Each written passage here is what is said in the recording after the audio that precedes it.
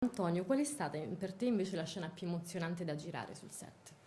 Più emozionante sicuramente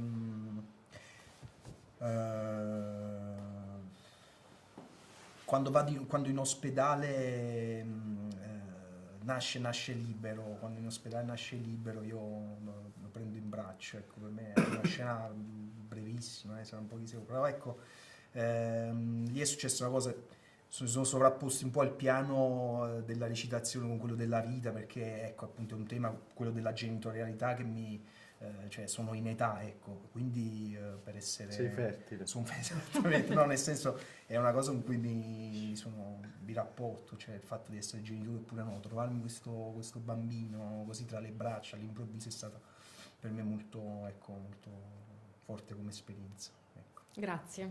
Grazie a Grazie te. a te.